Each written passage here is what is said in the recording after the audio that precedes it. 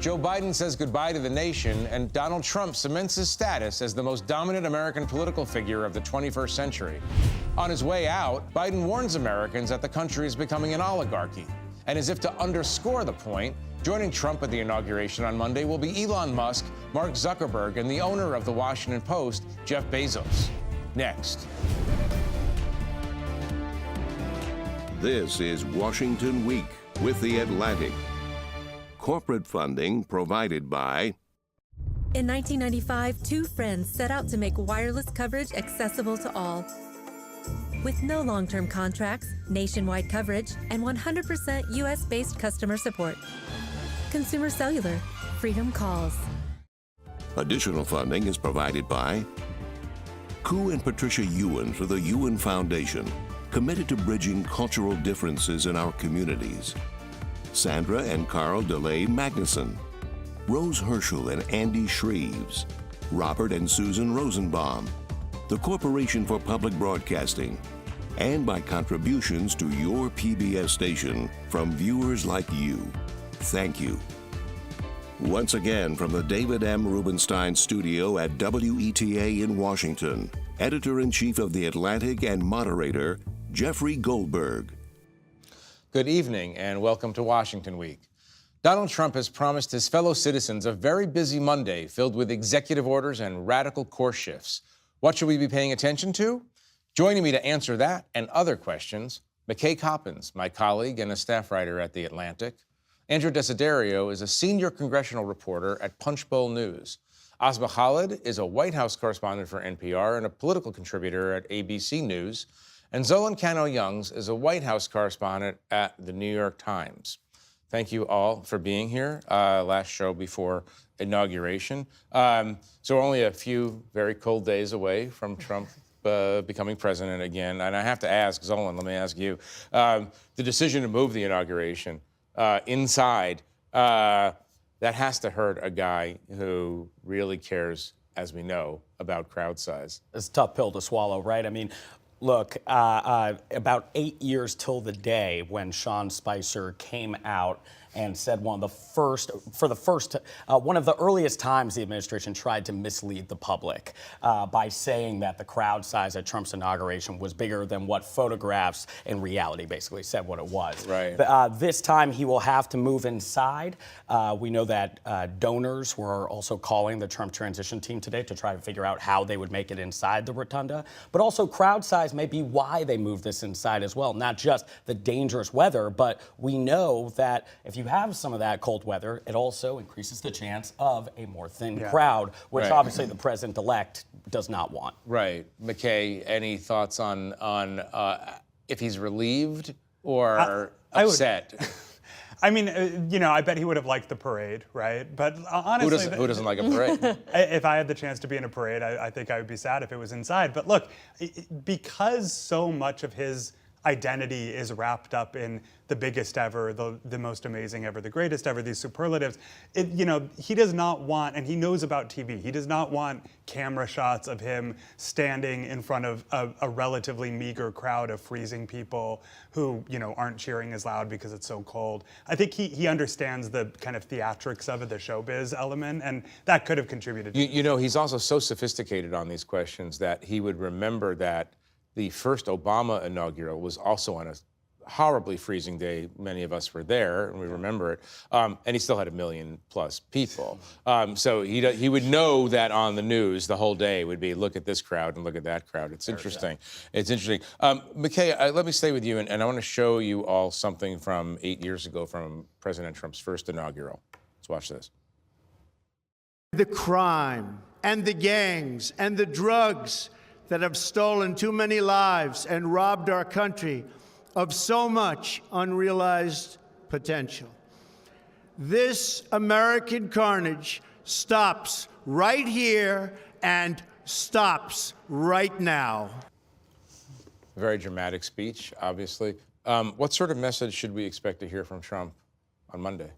Well, that speech, that clip you just showed, was really in keeping with the tone of his entire campaign in 2016, which was incredibly dark. It was painting a very kind of bleak vision of America.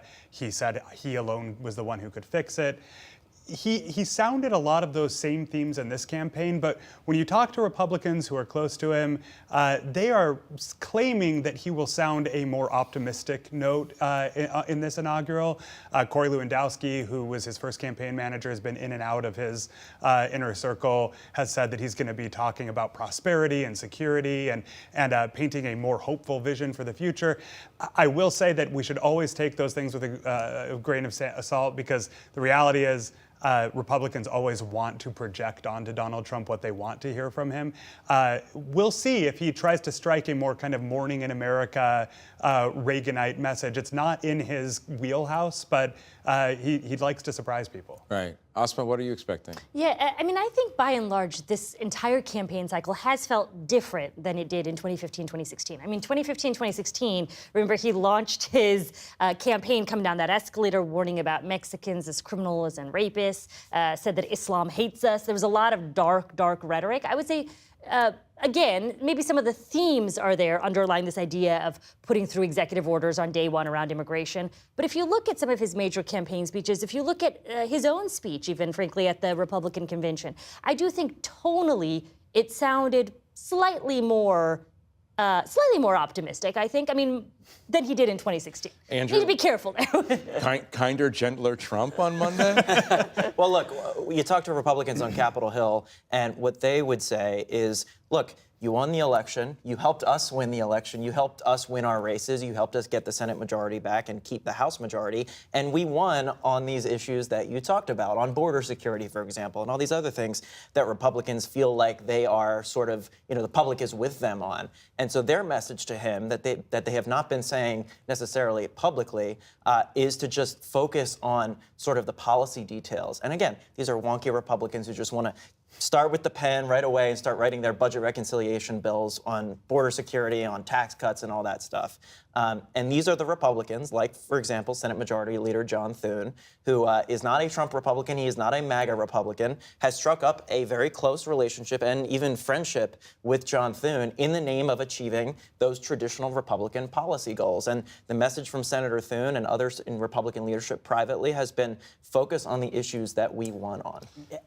I don't know, but like I was at that press conference in Mar-a-Lago after the election, and I remember hearing from Trump's allies say that we're going to hear a more presidential tone and talking about policies. And then it was the second press conference he went into a 20-minute rant about retribution and about Jack Smith and what have you. And I feel like there's been multiple times over the past couple of years that we've heard that this is sort of a different era here, but then we see a flashback to the last administration. I know, this kind of a fool me 1,200 times, Right. They want it to be a different era. It's important.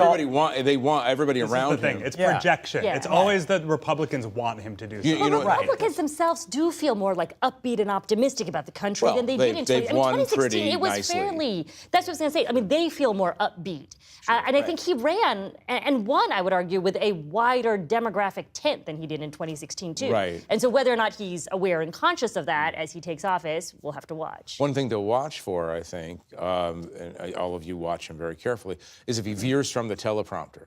What's going to be on the teleprompter is going to be what everybody decided he should say, but he's a stand-up comic, and he's an extemporaneous speaker, and he has a thought, and he'll veer. Well, the best example of this is his acceptance speech at the Republican National Convention this last year, right? I mean, he came out, he had just survived an assassination attempt. Everybody thought he was going to, be more presidential and sober, and he started out that way, and within 20 minutes, the teleprompter had stopped rolling, and he was off, and, the speech was like over an hour long. Will he do that with his inaugural? I don't know. I recall that he stayed relatively on script in his first one. Whether he'll do that this time, we'll see. Right. Zolan, I want to ask about you. I want to ask you some questions about your reporting on immigration over the past couple of weeks. We know, obviously, they've telegraphed this pretty strongly, that there are going to be some dramatic steps taken on immigration. Talk about a couple of those, including the things that you've been reporting on. Sure. You're going to see a flurry of executive orders in the early days of the Trump presidency on immigration. And they are looking at the past, when he was last in office, trying to resurrect some of those proposals, but going even a step further. So an example, Trump used a public health emergency to rapidly turn away migrants at the U.S.-Mexico border when he was last in office. We had a public health emergency. It was that was at the outset of the pandemic. That's correct. Saying. That's correct. It was the coronavirus. They cited that to use this obscure law. However, Stephen Miller had actually tried to use that law previously, reaching for different diseases, the flu, measles, and it didn't work. He was talked down by cabinet officials. Well, for the past few months, we've been reporting and found out that Miller and basically the Trump camp has been trying to do this again, reaching out to the Border Patrol, trying to survey American communities that have received migrants as well in recent years, and basically asking immigration officials, hey, tell us what you're seeing at the border. But it's going to be tough. I mean, you're going to have to convince public health officials that you can do this with sporadic individual cases of illnesses, as well as the courts. Both of those institutions have scrutinized the use of this rule at the border before. But I say this to say that they are reaching and trying to be creative when it comes to accomplishing some of these immigration measures. Well, this is a very interesting question, Asma. The last time they tripped over themselves in trying to the so-called Muslim ban being the first weekend. They rushed a policy. It didn't work. It made a lot of noise. But do you see? And I use this term advisedly, but do you see them having greater success in implementing some of their early immigration there were goals? lessons learned, and Zolan cited Stephen Miller, for example. Stephen Miller is known as sort of the architect of many of these hardline immigration policies. A very, very smart tied, policy analyst. To the so-called Muslim travel ban. And as you said, I mean, that didn't work. They changed it.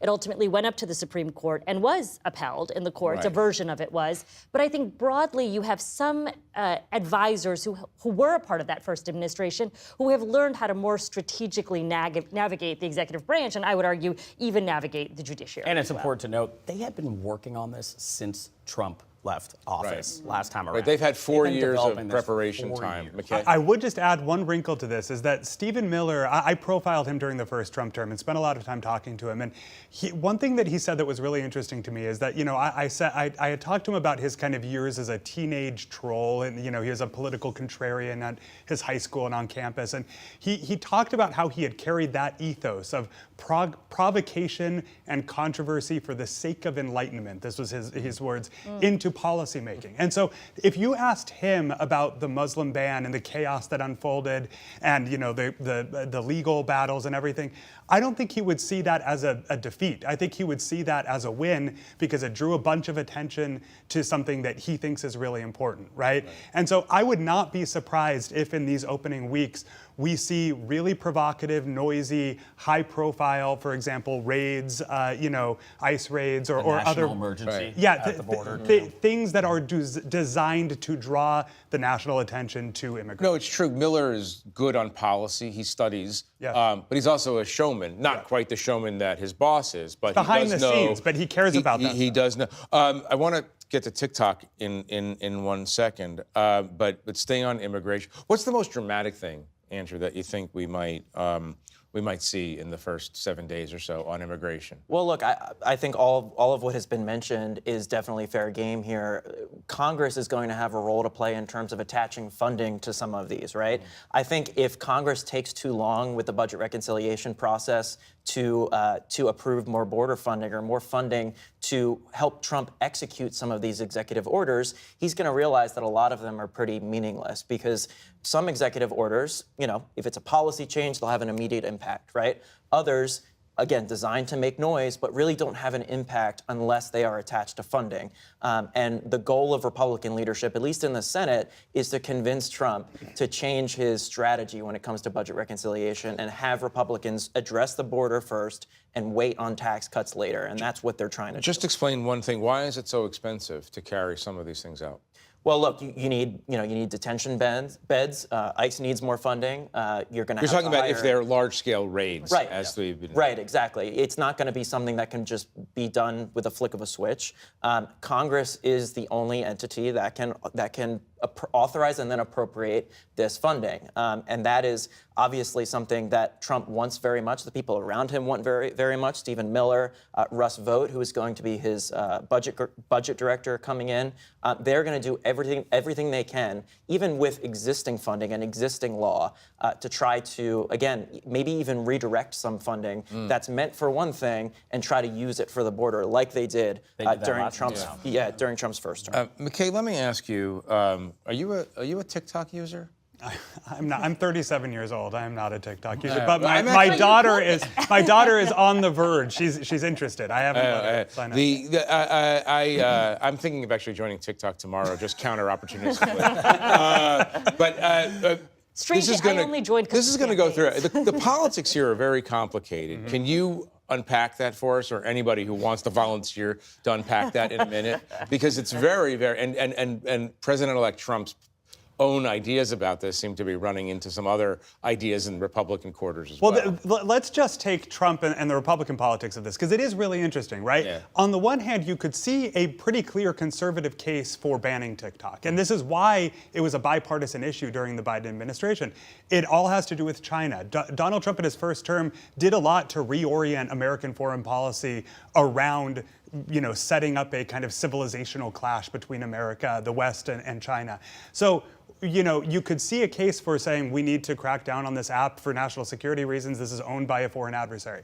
At the same time, Trump has signaled pretty clearly that he is going to try to undo this ban for reasons that are a little opaque and might have a lot to do with the politics of it. This is going to be a very divisive ban if it goes through. It's already very politically unpopular with young people. I think it's difficult to overstate how many millions of Americans use TikTok every day, not just for entertainment, for news, for information consumption. And so taking that away is politically unpopular. And I think on just a kind of basic primal, political instincts level, Trump understands that taking something popular away from voters is bad, and if he can be seen as the one who saved it, he could be rewarded. Particularly after you benefited from it during the campaign. Right, too. Obviously. We have so much to talk about. I want to do lightning round here. Pete Hegseth, hearings. Asma, more or less likely that he gets confirmed after those... After the hearings. I think more likely after the hearings that he gets confirmed. He survived? He survived, in my view. It wasn't exactly a sterling example of Democratic transparency in action, was it? No, but also I think you saw some Republicans show that they are willing to support a variety of Trump nominees, including Hegseth. I think the other big question mark for me always was some of the concerns that had been raised about his... let's say, morality. I was wondering to what degree that actually mattered in Washington, because I thought for the last several years, none of that stuff mattered. So it was eye-opening to me that for a minute, people in D.C. thought some of those things did matter. Senator Maybe that's Tim the Kaine cynicism in me. But you're saying that they ultimately don't matter. They don't ultimately don't matter. Per usual, though, right? Right. No, I mean, I think the most interesting thing about this is, apart from the fact that he was asked very little by Democrats or Republicans about China.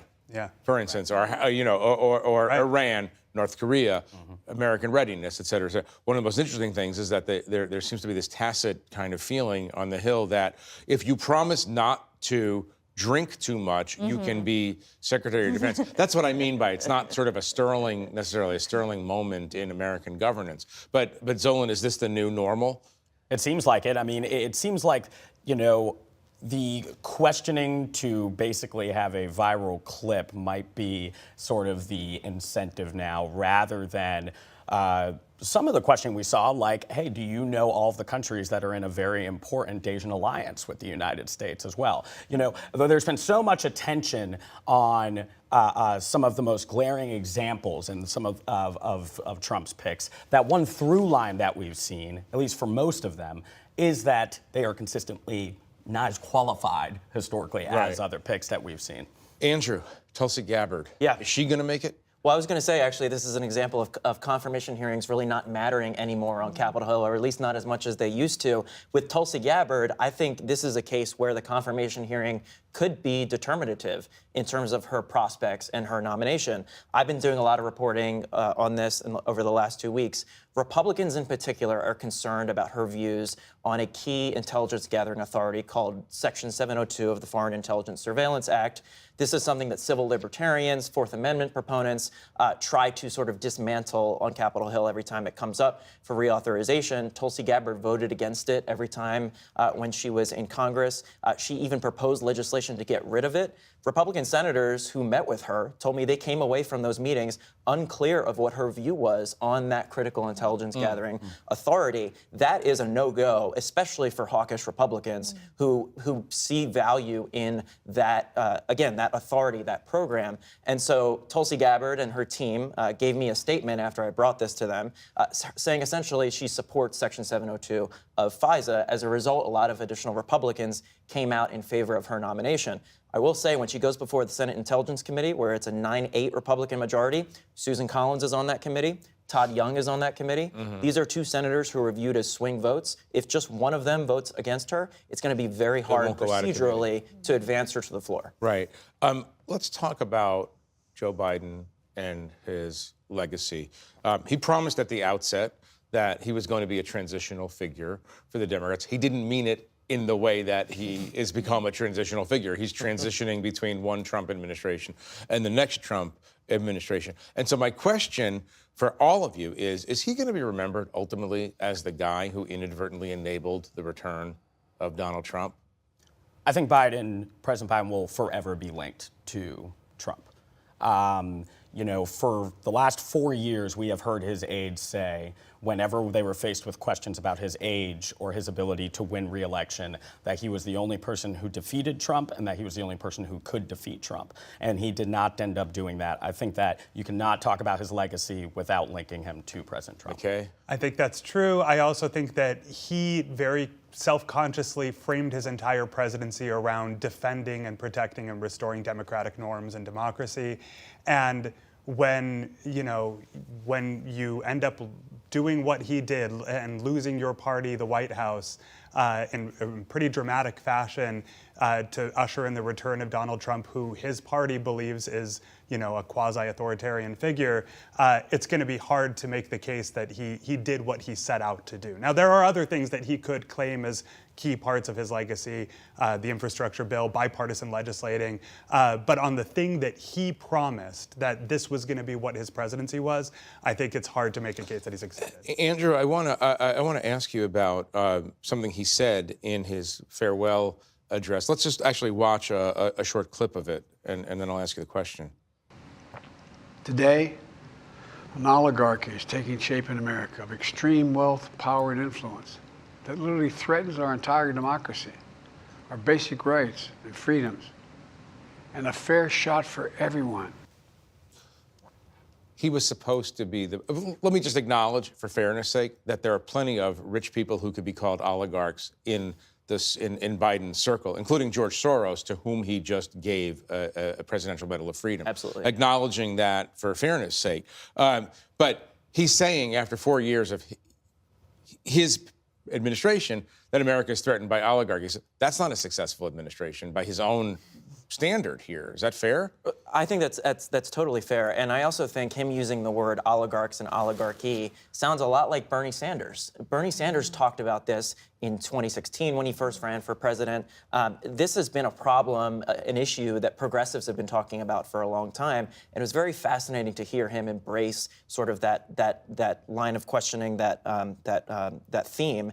But also, as McKay just referenced, he's frustrated that Americans apparently didn't give him enough credit for the bipartisan infrastructure law, for the CHIPS and Science Act, things that he believes, Democrats believe, are really impacting American communities, positively revitalizing parts of the country that really needed it. Republicans, of course, supported all those pieces of legislation. The first 2 years of Biden's presidency, that Congress, the 117th Congress, was historically productive. They passed a number of major landmark bipartisan bills, and there was an obvious frustration on the part of Biden that he feels like that didn't break through true to Americans. And, you know, Democrats running in contentious Senate races and House races tried to use that to their advantage too, and it fell short. All right. Asma, can you answer the very quick question, why didn't that break through? And then I'll give you the last word on, I mean, you've covered Joe Biden so closely. Why didn't the policy stuff break through? Look, I spent like 2 years going out actually specifically looking at this policy stuff in action. I think it is massive investments, whether or not you agree or disagree with the purpose of the investment. It didn't break through because frankly, it hasn't yet been felt in a lot of communities. I think that's fundamentally the issue. Right. Projects take a while. The last question to you is, how will he be remembered by Democrats, at least, not tomorrow necessarily, not Tuesday, but 5 or 10 years from now? I feel that I should wait 5 or 10 years, to be honest, to accurately You just want to be make that invited back. assessment. You just want to be No, invited because back. I think, look, we just saw the funeral of Jimmy Carter. I think Jimmy Carter was remembered at his funeral in a different way than he was in the moment.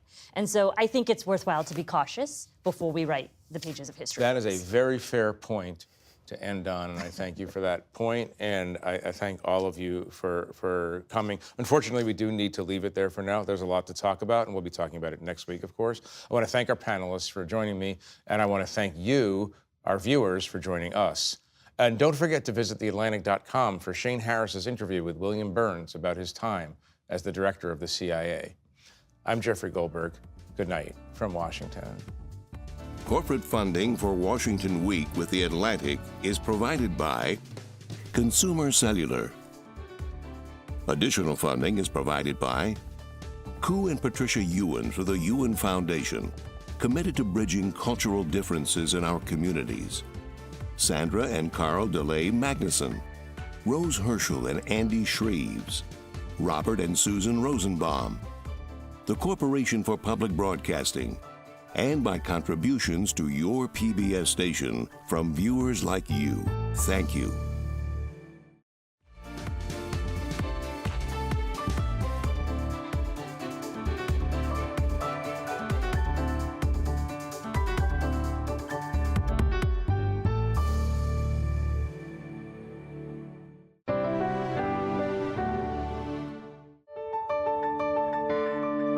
You're watching PBS.